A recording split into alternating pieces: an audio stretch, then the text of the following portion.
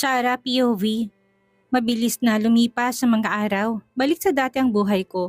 Kapag walang pasok sa school, nasa palengke ako para tulungan sila nanay at tatay sa pagtitinda ng mga isda. Minsan nakakasawa na rin ang ganitong buhay, pero wala akong karapatang magreklamo. Mahirap ang buhay at kailangan talagang magsipag. Mabuti na lang talaga at naayos kaagad ang owner type jeep namin. Kahit ang iba pang mga sira na ipagawa namin dahil sa pera na ibinigay ni Robbie sa akin. Sobra-sobra nga ang binigay niya kaya naman kahit na ang sirang sasakyan na hindi related sa aksidente ay naipaayos namin. And speaking of Robbie Vito, hindi ko alam kung anong nangyayari sa akin. Simula nung nagkakilala kami, hindi na siya mawala-wala sa isipan ko. Nakakahiyang aminin, pero minsan napapanaginipan ko siya. Nakahalikan ko daw siya. Nakakahiya, as in super nakakahiya. Hindi lang kasi talaga halikan na nagaganap sa aming dalawa sa panaginip ko, kung hindi laplapan talaga. Nakatatak na yata sa isipan ko ang laplapan na namagitan sa aming dalawa sa loob ng kotse niya. Kaya naman kahit nasa pagtulog ko, kasama ko yon. Feeling ko nga, bangungot ng lahat eh. Nakakainis ang halik na yon. Feeling ko talaga may kasamang gayuma yun eh. Imbis kasi na si Senyorita Rica ang pagpantasyahan ko, napunta tuloy kay Robbie Vito. Feeling ko nga hindi na ako lesbian eh. Biglang nagbagong feelings ko nitong mga nakarang araw na hindi ko maintindihan. Nang dahil kay Robbie, biglang nagbagong takbo ng utak ko. Sarah, saan ka na nakarating? Naputol lang ako sa aking malalim na pag-iisip nang maramdaman ko ang pagkalabit sa akin ng kaklasmate kong si Casey. Siya lang naman ang palagi kong nakakausap dito sa school, simula noong umalis si Lucia dito sa lugar namin. Anak siya ng konsehal ng bayan pero nakakasundo ko siya. Ha? May sinasabi ka ba? Nagtatakang tanong ko sa kanya. Naku, ang lalim ng iniisip pa. Alam mo, ilang araw ko nang napapansin na parang wala ka sa sarili mo. May problema ba? Nagtataka niyang tanong sa akin. Kaagad naman ako nag-iwas ng tingin sa kanya. Magaling pa naman itong si Casey magbasa ng damdamin ng tao.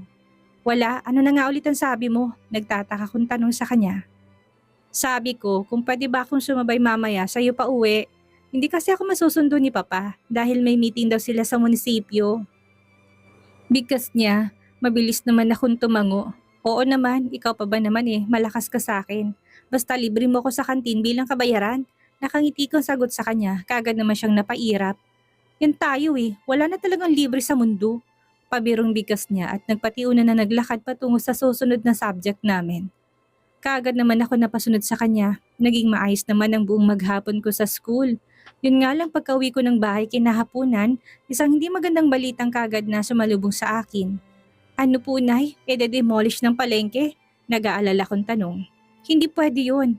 Paano ng kabuhayan namin? Ang palengke lang naging sandalan namin para makasurvive sa pang-araw-araw na buhay. Ang palengke din ang dahilan kaya nakakapag-aral ako ngayon. Kapag i-demolish ang nasabing palengke, paano na kami? Aayusin daw. Masyado ng luma kaya i-renovate daw. Malungkot na sagot ni nanay sa akin. Wala sa sariling napasulyap ako kay tatay at kita ko sa mukha niya na problemado din siya dahil sa posibleng mangyari sa kabuhayan namin sa mga susunod na araw. Kung i-renovate, matatagalan pa tayo bago makapagtinda. Hay, paano kaya to? Tsak na wala tayong kakainin sa mga susunod na araw. Malungkot kong sagot. Huwag niyo nang isipin pang tungkol sa bagay na yan. Wala tayong choice kung hindi tanggapin ang desisyon ng pamunuan ng palengke. Nung nakaraang taon pang proposal na yan, kaya wala tayong magagawa kung hindi maghanap ng ibang paraan para kumita. Sabat naman ni tatay. Wala sa sariling napaupo ako sa sofa. Kitang-kita kong lungkot sa mukha ng mga magulang ko, kaya hindi ko rin talaga maiwasang makaramdam ng matinding pagkabahala. Hindi pa talaga nahintay na makagraduate ako. Bago nangyari to, paano na kami? Kakausapin ko na lang si paring Roel bukas. Magbabakasakali ako kung may bakante pa ba sa construction na pinagtatrabahuhan niya. Makapag-extra man lang kahit helper lang. Bigkas ni tatay. Hindi ko naman maiwasang makaramdam ng lungkot. Masyadong mabigat ang trabaho sa construction at baka hindi kayanin ni tatay. Matanda na siya at malutong ng mga buto-buto niya. Hindi po ako papayag, tay. Mahirap ang trabaho sa construction at baka ikapahamak niyo po yon. Ako na lang pong bahala. Bigkas ko naman. Gulat naman silang napatitig sa akin. Anong ikaw? Paano pag-aaral mo? Halos panabay pa nilang sagot sa akin. Kaysa naman pumamatay tayong dilat ang mga mata sa gutom, hihinto na lang po muna siguro ako. Kapag ayos ng kabuhayan natin, pwede naman ako bumalik sa pag-aaral. Pilit ang ngiting sagot ko sa kanila. Sa totoo lang, nanghihinayang din ako. Gagraduate na ako next year at sayang din ang taong ito kung ititigil ako. Pero anong magagawa ko? Matatanda ng mga magulang ko at hindi na pwedeng sila ang mag-shoulder sa problema namin ngayon. Ako itong bata pa at pwede kong isang tabi na munang pangarap ko basta magiging maayos lang ang kalagayan ng mga magulang ko. Sayang anak, kaya pa naman sigurong ituloy mo na muna ang pag-aaral mo. Baka makahanap pa kami ng trabaho ng tatay mo para maipagpatuloy natin ang buhay. Sagot naman ni nanay sa akin, kaagad naman akong umiling. Nay, kaya ko po. Hayaan niyo na muna akong gumawa ng paraan para mabuhay tayo. Pwede pa naman ako mag-aral ulit kapag muli tayo makatinda sa palengke. Nakangiti kong sagot sa kanya pero ang totoo, parang pinipiga ang puso ko sa sobrang lungkot. Kailangan ko na muna kasing isang tabi ang pangarap ko na makapagtapos para sa kapakanan ng pamilya namin. Ano? Naghahanap ka ng trabaho? Kulat na tanong sa akin ni Ate Roselda habang nakatambay ako dito sa salon niya. Halos isang linggo na ako naghahanap ng trabaho at isang linggo na rin ako hindi pumapasok sa school. Kailangan ate stop na muna sa pagtitinda sa palengke dahil i-renovate daw. Malungkot kong sagot. Diyos ko, paano ngayon yan? Kung mag-work ka, paano pag-aaral mo? Bakas ang pag-aalala sa boses na tanong niya sa akin. Stop muna ako ate, wala sa dami ng gastusin sa school, hindi na namin kakayanin. Kahit nga pambili ng pagkain namin sa mga susunod na buwan, baka maubusan kami. Lalo na't walang pumapasok na pera sa bulsa namin. Malungkot kong sagot. Sayang naman ang pag-aaral mo, Sarah. Naku, kung may magagawa lang sana ako para matulungan ka, hindi talaga ako mangingimin na ibigay sa'yo. Teka, ano bang trabahong hanap mo? Nagtataka niyang tanong sa akin. Kahit ano ate, hindi naman ako mapili pagdating sa trabaho. Lahat kaya kong gawin, nakangiti kong sagot sa kanya. Lahat kaya mo, pwede kang maging waiter sa bar, nakakilala ko. Malaki daw ang kita doon at malaki rin daw ang tip, nakangiting sagot niya sa akin. Ha? Anong qualifications ate? Siguro pwede ako doon, nabubuhayan ng loob na tanong ko sa kanya. Pwedeng pwede, hanap nilang magagandang babae kaya pasok ka na kaagad doon Sarah. Teka lang, hindi ko pa napapansin na nagsusuot ka ng mga ganitong kasuotan. Pero carry mo bang magsuot ng maiksing shorts at crop top habang on duty ka? Required kasing pagiging sexy habang nasa trabaho. Nakangiti niya sagot sa akin. Hindi ko naman mapigilan na mapangiwi. Hindi ako pinanganak kahapon para hindi alam ko anong ibig niyang sabihin. Magsaserve lang ng foods na naka-crop top at shorts talaga. Hindi ba pwedeng ordinaryong damit lang kagaya na nakasanayan ko sa pang-araw-araw? Kailangan ba talaga yun ate? Kunot noo kong tanong. Naku, parang hindi ka nga yata pwede dun. Medyo malaswa kasing nangyayari sa bar. May mga babaeng sumasayo at medyo mga manyakis ang ibang customers. Lugar na mga Magdalena kaya erase na lang muna. Baka masayang lang ang virginity mo sa lugar na yun, Sarah. Kakamot-kamot na ulo na sagot ni Ate Roselda. Hindi ko naman mapigilan na mapairap. Sa dami ng sinabi niya, ayaw pa akong diretsahin na kahit waitress sa naturang bar, posible ding i-take out ng mga customers para gawing parausan. Malaking no yon sa akin. Maraming matitinong trabaho dyan at hindi pa kami ganoon naghihikahos para sumubok ng ganong trabaho. Wala sa bokabularyo ko na maging isang kalapating mababang lipad. Sa Manila, bakit hindi mo subukang maghanap ng trabaho sa Manila, Sarah? Narinig ko sabat ng manikurista na si Rona. Kagaya ni Ate Rosalda, bading di nito't kasundo ko. Nahiya kong kontakin si Lucia Alam mo na, busy siya sa paghahanda sa kanyang panganganak. Nakangiting sagot ko kay Ate Rosita. Kahit naman may mayaman akong kaibigan, nahiya pa rin ako magsabi sa mga problema ko. May sariling buhay din si Lucia. Saka ano naman pwede niyang maitulong sa akin? Ayaw na ayaw ko rin naman nakaawaan niya ako. Nakakahiya yun sa panig ko. Kung gusto mo, sumama ka na lang sa tiyahin ko pagbalik ng Manila bukas. Naghahanap yatang amo niya ng isa pang kasambahay dahil nag-resign yata ang gardener nila. Kaya mo bang mag-alaga ng mga halaman? Sagot ni Ate Rosita. Talaga? Magkano daw ang sweldo? Excited kong tanong. Malaki ang sweldo ni Tia sa mansyon na yun. Sumasapat para masuportahan niyang pag-aaral ng mga apo niya. Teka, kung interesado ka, sumama ka sa akin mamaya sa bahay niya. Ipapakilala kita. Nakangiting sagot ni Ate Rona sa akin. Hindi ko naman mapigilan na makaramdam ng excitement. Ito na yon. Mukhang dininig ng Diyos sa mga panalangin ko. Katulad ng alok ni Ate Rosita, kaagad niya ako isinama sa bahay ng tiyahin niya. Pagkatapos niyang Linisan ng kuko ang isa niyang customer. Ihahatid niya na lang daw ako doon at kami nang bahalang mag-usap ng tiya niya at babalik din daw kaagad siya sa salon. Pumayag na rin ako at nagpasalamat, at least nag-effort ang baklang tulungan ako. Ang tiyang tinutukoy ni Ate Rosita ay isang babaeng medyo may edad na. Magiliw niya naman akong kinausap at kinonfirm niya na sa akin na kailangan nga daw ng gardener sa mansyon. Tumataginting na 25,000 ang sahod basta maalagaan lang daw ng maayos ang mga mamahaling halaman. Natural, super interesado ako kaya naman pagkatapos namin mag-usap ni Manang Goring, mabilis na rin ako umuwi ng bahay para magpaalam kina nanay. Luluwas na ng Manila si Manang Goring bukas ng hapon kaya sasabayin na ako. Mahabang paliwanagan ang kailangan kong gawin bago ko napapayag sila nanay at tatay. Sinabi ko na lang na mag-iipon lang ako at uuwi din kaagad. Mabuti na lang at pumayag sila kaya kaagad na rin ako nag-ready. Kinabukasan ng hapon, sakay ng bus, hindi ko mapigilang makaramdam ng kaba. First time ko sa Manila at hindi ko pa sigurado kung makakasundo kong magiging amo ko. Matipid kasi sa impormasyon itong si Manang Goring at halos buong biyahe tulog siya. Nagising lang siya na huminto ang bus sa terminal at kaagad na rin kami nagabang ng taxing masasakyan. Pauwi daw ng mansyon. Masasabi ko na malaki ang pagkakaiba ng Manila at probinsya. Kahit halos madaling araw na marami pa rin, ako nakikita mga taong naglalakad sa kalsada. Masamak na mas maliwanag din ang kalsada. Ang mansyon na tinutukoy ni Manang sa akin ay palasyo yata. Hindi ko mapigilan ng mapanganga nang huminto ang taxi sa tapat mismo ng isang mataas na gate at may mga naka-uniform na mga gwardiya na nakabantay. Ako ito, si Goring. Papasukin niyo ako. Narinig kong bigas ni Manang Goring sabay pakita sa ID niya. Di sila na. Super higpit. Sino yung kasama mo, Goring? Seryosong tanong isa sa mga guard. Gardener, maiksing sagot ni Manang. Tumangula sila at pinapasok na rin kami. Ang laki, mahina akong sambit. Puro karangyaan ang nakikita ko sa paligid. Feeling ko nga wala ako sa Pinas eh. Sumama ka na muna sa quarters ko, Sarah.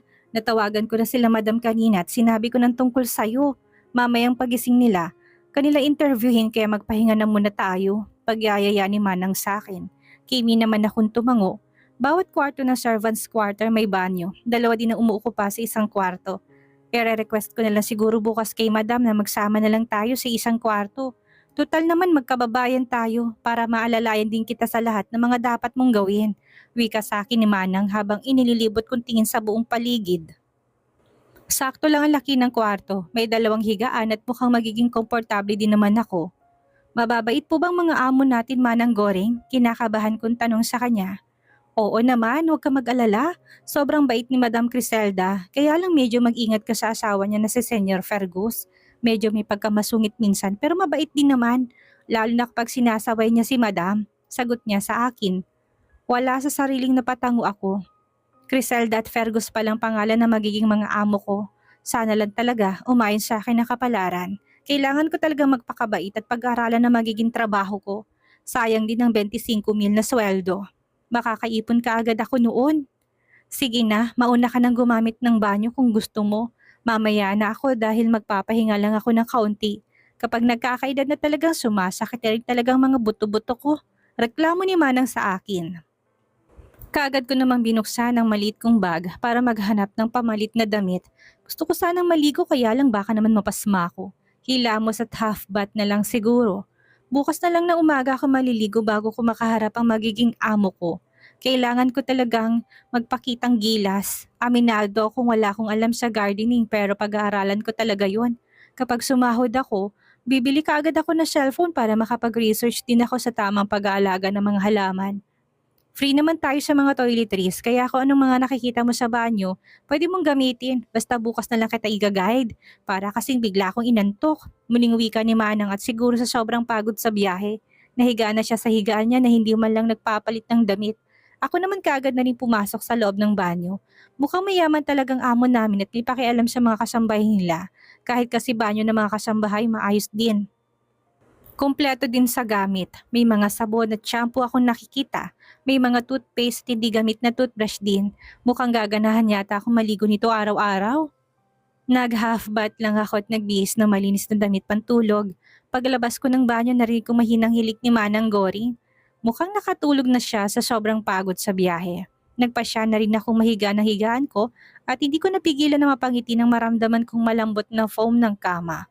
Ang foam kasi na ginagamit ko sa higaan ko sa probinsya ay halos kasing edad ko na yata. Wala na akong maramdamang lambot. Dahil siguro sa komportableng lugar, nabilis din ako nakatulog. Nagising na lang ako sa mahinang tapi sa pisngi ko. Sarah, gising na, umaga na, narinig kong sabit ni Manang Goring. Kahit na inaantok pa, dali-dali na akong bumangon. Naku, pasensya na po Manang. Napasarap yata ang tulog ko. Nahiya akong sagot sa kanya. Ayos lang, kahit ako gusto ko pang matulog eh. Kaya lang pumunta na rito si Melba. Hinahanap ka na raw ng amo natin. Nakangiting sagot niya sa akin. Kagad naman ako nakaramdam ng kaba. This is it. Mukhang makakaharap ko na magiging amo ko. Ganun po ba? Pwede po bang maghilamos na muna ako? Kinakabahan kong tanong sa kanya. Kagad naman siyang tumango. Sige, pero bilisan mo lang ha. Nasa garden sila madam at baka mainip sila. Sagot niya sa akin. Halos patakbo naman akong pumasok sa loob ng banyo at naghilamos at nagtoothbrush. Tinali ko na rin ang mahaba kong buhok bago ako muling lumabas ng banyo. Isuot mo ito Sarah, bigkas ni Manang sa akin, sabay abot ng isang paris na damit. Kakulay yun ang suot niya. Kulay maroon at mukhang itong magiging uniform ko simula ngayong araw. Salamat po Manang, nakangiti kong sagot at muling naglakad papasok ng banyo. Kaagad kong isinuot ang uniform na bigay ni Manang at laking pasasalamat ko dahil nagkasya yun sa akin. Pabor sa akin ang may uniform, lalo na't konti lang ang dala kong damit. Pagkatapos ko magpalit ng uniform, kaagad na kaming lumabas ni Manang ng quarters. Nasa garden daw ang mga amo namin kaya doon na kami dumiretso. Ang garden na tinutukoy ni Manang Goring ay isang paraiso yata. Hindi lang pala ito isang normal na garden kundi parang isang malawak na lupain na puno ng iba't ibang klase ng halaman na ngayon ko lang din nakita sa tanang buhay ko. Mapapasubo yata ako nito ah. Wala akong idea sa pag-aalaga ng halaman at nakakatakot na baka ako pang magiging dahilan para mangamatay ang mga ito.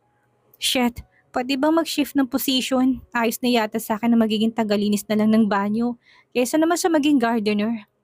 Good morning, madam, senyor. Narinig kong bati ni Manang Goring. Kaya wala sa sarili na patitig ako sa dalawang tao na masayang humihigop ng juice habang nag-uusap. Good morning po. Kinakabahan ko ring bigkas. Ang Criselda at Fergus na tinutukoy ni Manang Goring ay mas matanda pa yata kina nanay at tatay. Pero kahit na may edad na sila, bakas pa rin ang ganda sa mga aura nila. I mean, napakaganda pa rin ni madam kahit na medyo may edad na at may ilang kulay puti na rin ang buhok niya. Si Sir Fergus naman ay matikas din. Sure ako na noong kabataan nito, maraming mga babaeng pinaiyak nito. Good morning. Siya bang tinutukoy mong kapalit ni Ella para mag-alaga ng mga halaman ko? Nakangiting sagot naman ni Madam Criselda. Tama si Manang Goring, mukhang mabait ang amo kong babae. Samantalang amo kong lalaki parang walang pakialam. Saglit lang akong tinitigan kanina pagkatapos abala na siya sa laptop na nasa harapan niya. Opo madam, si Sara de la Torre po. Kababayan ko yan madam, kaya asahan niyo po na mabait na bata yan. Nakangiting sagot ni Manang Goring. Hindi ko naman mapigilan na makaramdam ng tuwa kahit kahapon lang kaming nakakilala nitong si Manang Goring. Pero malaki na kagad ang tiwala niya sa akin. Kung ibenta niya ako kay madam ngayon, para bang kitagal niya na akong kakilala. Ganun ba? Mabuti naman kung ganun. Actually, pwede naman tayong kumuha ng papalit kay Ella sa mga agency na nagbibigay sa atin ng mga kasambahay. Kaya lang iba pa rin yung kakilala niyo na. Nakangiting sagot ni Madam Criselda. Lalo tuloy lumutang ang kanyang ganda sa kabila ng edad niya. Para bang wala siyang inaalala sa buhay niya. Sa bagay, ano pa nga bang dapat alalahanin ng isang taong nakatira sa isang malapalasyong tahanan? Sure ako na tumanda siya sa karangyaan kaya nga napaka-elegante niya pa ring tingnan. Sa kabila ng edad niya, sure ako na abot siya ng 100 years, lalo na't mukhang masayahin siya. By the way, Sarah, marunong ka bang mag-alaga ng mga halaman? Narinig kong tanong niya sa akin kaya nahiya naman akong tumango. Naramdaman ko mahinang pagsiko ni Manang sa akin kaya kahit na nahiya, wala akong choice kung hindi ang magsalita. Opo madam, marunong po. Kaya lang mga normal lang po na halaman ang alam ko pong alagaan. Yung ibang mga halaman po kasi na nandito ngayon ko lang nakita kaya wala po akong idea kung paano alagaan. Pero willing po ako matuto madam. Pautal-utal kong sagot dahil sa sobrang kabang nararamdaman ko. Nararamdaman ko nga ang pamamawis ng kilikili ko. Dahil sa nerbiyos, napansin ko na tigilan naman si Madam Criselda kaya naman wala sa sarili na payuko ako. Diyos ko, tama ba yung sagot ko? Hindi pa nga ako nag-uumpisa pero mukhang si Santi na yata kaagad ako ah. You know what? I like you. What do you think, sweetheart? Nakangiting sagot ni Madam sa akin kasabay ng pagtanong niya sa asawa niya. Nagangat naman ng tingin si Senyor Fergus at diretsong tumitig sa mga mata ko. Para naman akong pusang hindi mapanganak. Para kasing gusto nang kumawala ng puso ko sa sobrang lakas ng kabog. Diyos ko, bakit ganito makatingin ang amo kong lalaki? Para bang pati kaluluwa ko gusto niyang basahin. Mukhang istrikto nga siya. It's up to you, sweetheart. Honest naman siya at mukha naman siyang matalino kaya matututunan niya din siguro kaagad kung paano mag-alaga ng tamang halaman. Pansamantalang gagabayan na muna siya ni Isidro para turuan siya sa mga dapat niyang gawin. Bakasan lambing sa boses na sagot ni Senyor Fergus sa asawa niya. Gosh, bakit feeling ko napaka-unfair niya kung gaano siya kay-strito kung tumitig kabaliktaran naman pagdating sa asawa niya. Ang lambing at ang sweet pakinggan. Yes, mabuti pa nga. Mukhang matalino naman si Sarah kaya ayos na. Nakangiting sagot ni Madam Criselda. Pakiramdam ko nasa alapaap ako ng mga sandaling ito. Ibig sabihin tanggap na ako. Sa wakas, magkakatrabaho na ako at ang laki pa ng sahod.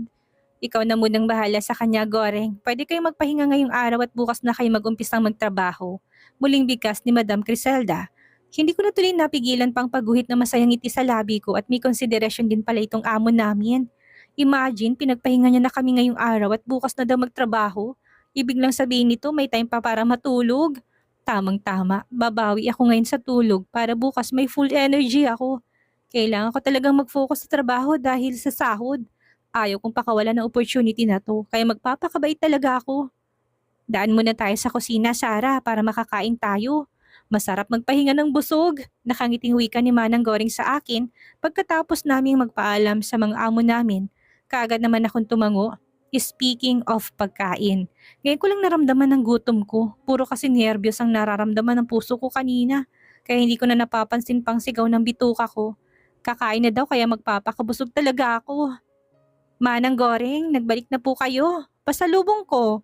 Natigil kami sa paghakbang na makarinig kami ng isang baritonong boses. Sabay pa kami napalingon at ganun na lang ang gulat ko nang tumambad sa paningin ko ang isang makisig na lalaki. Yes, sobrang kisig niya, mala Adonis ang kahan ng kanyang katawan at lakad pa lang para siyang isang modelo. Ay, Sir Lucio Chris! Naku, kamusta na kayo, sir? Nakangiting bati naman ni Manang sa kanya. So isa siguro siya sa magiging amo ko. Diyos ko, ilang magagandang nilalang pa bang makikita ko sa malapalasyong lugar na to? Sa bagay, kay ganda kasi ni Madam at ang gwapo ni Senyor Fergus, kaya naman kayang-kaya talaga nila mag-produce ng magagandang lahi. Ayos lang. Wow, bago po. Nakangiting sagot niya kay Manang sabay titig sa akin. Parang gusto kong pagpawisan ng malapot lalo na't napansin ko ang ngiti nakaguhit sa labi niya na lalo nagpapainhan sa taglay niyang kapugian. Kitang-kitang mapuputit pantay-pantay niyang ngipin at pati yata mga mata niya sumasabay din sa pagngiti niya. Oo sir, bagong gardener dito sa mansyon. Kababayan ko, si Sarah. Nakangiting sagot ni Manang. Hindi ko naman malaman ang gagawin ko, lalo na't hindi niya inaalis ang pagkakatitig sa akin. Sarah, nice name but you look familiar. Nakangiting sagot niya. Hindi ko naman mapigilan ng magulat sa sinabi niya. Po, naku, first time ko po dito sa Manila sir, kaya imposible po. Nahihiya akong sagot habang hindi makatingin ng diretso sa kanya. Nahihiya ako sa kanya na hindi ko mawari. Tsaka, anong looks familiar? Baka mamaya kung sino-sino kamukha ko nakikita niya sa daan na may hindi magandang reputasyon. Madami pang pagiging inosente ko.